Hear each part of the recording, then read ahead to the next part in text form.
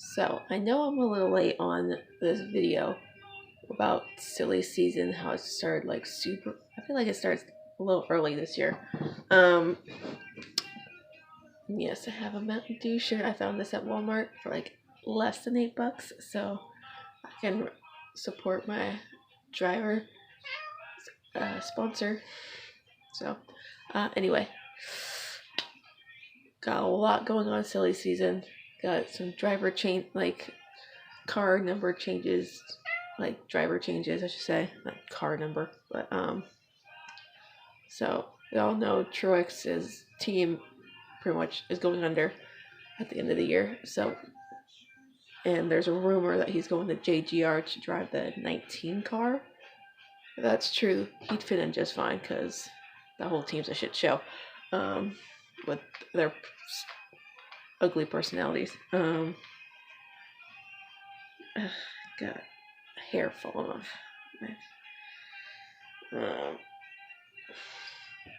Anyway, what was I saying? Oh yeah, he may or may not go to JGR. We'll see. And now the question is, if that's true, where is Suarez gonna go? Granted, I never thought he was ready for the Cup Series to begin with. Oh, sorry, my bag's under my eyes. Just to me, he wasn't ready for it because he's just been just there, not being talked about as much. I just never thought he was ready, and he didn't make the playoffs, and so sorry, that's my cat. She has no personal space. Can you go away? Thank you. He just has not had consistent finishes, and for a driver in his second year, they're like, just need to give him time. Give him time. Like, but with Chase, it was a different story. Couldn't give him time. Yeah, okay. But when it comes to Suarez, it's a whole different story. So, whatever. By the second year, you should have better finishes than your first year. Like, even Chase had like the best rookie season by far since Denny Hamlin a decade prior. And those two despise each other. People can say what they want, saying, oh yeah, they made up. I'm pretty sure they didn't. They probably just tolerate each other because they have to race each other every week. Anyway, Suarez's rookie year was Eric Jones's. So, but this is not what the video is about. So, silly season. We all know Newman leaving RCR at the end of the year, going to Roush to drive the 6 car.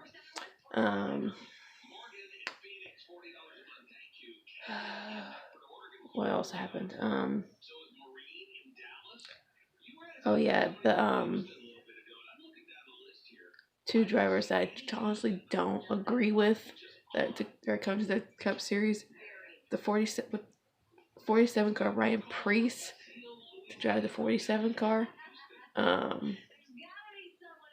Currently does part-time in Xfinity, but people say, yeah, he's proven himself and proven himself. Like, 2 wins is not really 2 wins in a part-time schedule with good equipment doesn't show me much. Doesn't showcase anything to me. I need like a full season of watching him race to actually decipher, oh, this guy is good, not just a couple races here and there to understand what's going on. Joey, enough. Sorry, that's my dog. People I know will disagree with me, but that's fine. This is what this is about. I just don't see how putting him in a cup car already is ideal for anybody. He's going from JGR, like equipment in the Xfinity Series, to, well, part-time in the Xfinity Series, to that JTG, whatever that hell that team is called, of the 47 car, who doesn't really contend at all for wins. So he goes from here all the way down to here when it comes to equipment. So, and then Daniel Hemrick, seriously, the guy has yet to win a Xfinity race. And two, I just don't get it. I really just don't get it.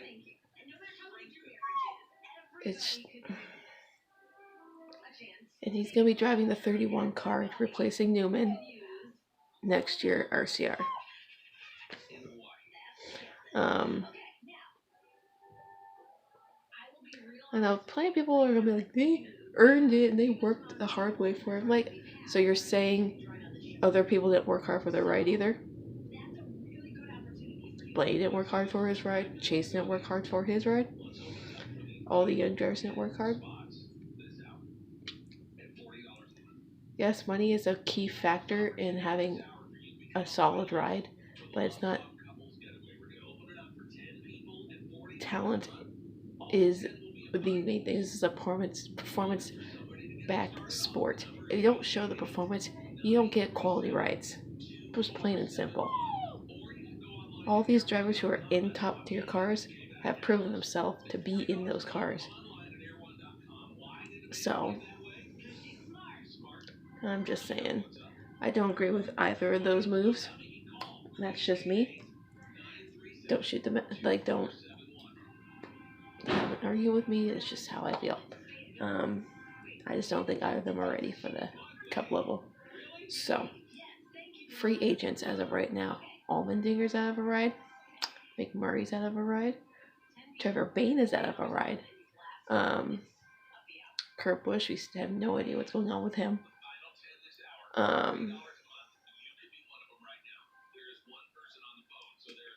It's pretty much what's going on with this silly season.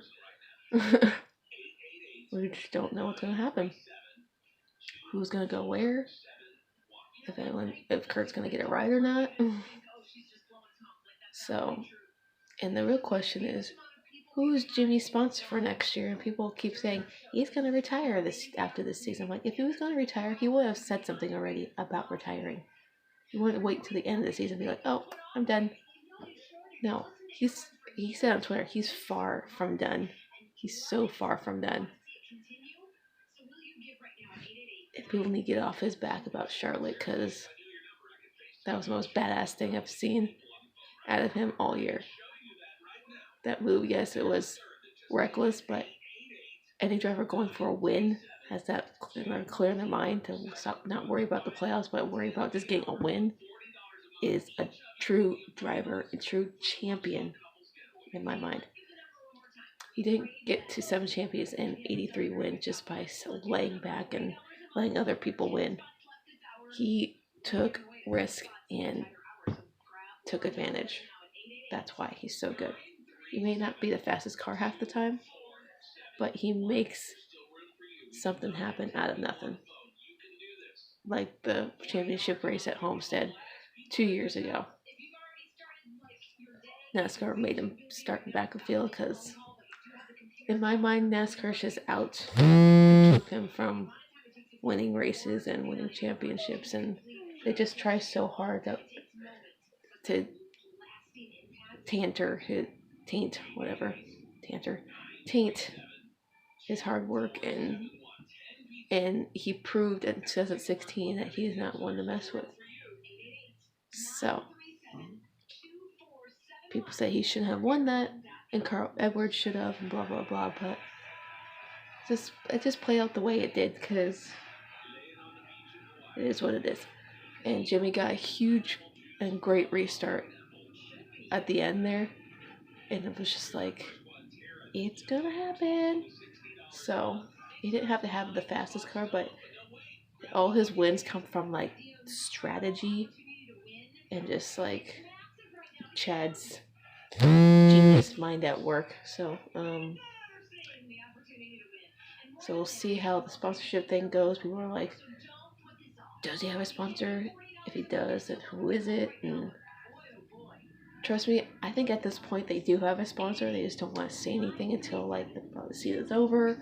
So they're just focused on finishing the season strong and getting a win or two under their belt before the season's over. So we had the Dover, and they did that War Room video where they come in every 3 weeks and choose who's gonna make it to the next round and this and that. So at like automatically put the big three in there. I'm like, Truex hasn't done shit. He hasn't won in how long? Months? Since like what, Kentucky or Kansas? Yeah, Kentucky. He hasn't won since Kentucky. So it's hardly called the big three when he hasn't won shit in months. And I would say Keselowski has moved into the big three over Truex. So, and Harvick hasn't really been a factor lately. You get what I'm saying? He hasn't really won anything. So he's just been just there. But with Talladega as like a wild card, I don't think Truex has much of a safety cushion as he thinks he does. 30 points can go away like that. So, a bad race at Dover, a bad race at Talladega, and he can be done. So they put those three, of course, Keselowski, Logano, Larson, and Chase into the round of 8. Because one, Chase is really good at Dover, and people are like, so why not choose Blaney? Because he has consistency. Like, it's like a zoo in here. Anyway, it chose Chase over Blaney because, yes, Blaney won the last race, but he didn't have the best car to win that race. He was at the right place at the right time. So, I love Blaney, don't get me wrong, I'm a huge fan of Blaney, but when it comes down to it, stats speak for itself. Chase has better stats at Dover than Blaney does. And Chase only has one start where he didn't finish inside the top 10 at Dover. Only one, and his average finish is fifth, and his average start is like 11 something, 11.5, I don't know. But you can't bet against Chase when it comes to Dover, and you can't bet against Jimmy when it comes to Dover either. He's won there 11 times. He's going to go after 12 this weekend to shut people up, to go for number 84. So, anyway. As much as I want Blaney to be in the round of 8, I personally don't think he will. And they're automatically eliminating Bowman because they're like, oh, we don't have a case for him because he's not that. Like, watch, people said he was going to be out in the round of 16. He made it through. He proved people wrong by making it through by the skin of his teeth. So, but that team works hard every single week, and I have a feeling he can prove some people wrong again, because Hendrick cars are incredible at Talladega. If they stay out of trouble, they can have solid finishes or even a win. So don't count out the Hendrick cars, or even Bowman for that matter, at Talladega. The 88 car people, you don't count that out at Talladega.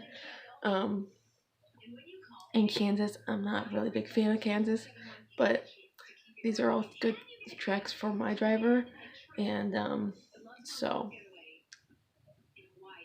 can't wait for Dover. I get to actually watch it this weekend.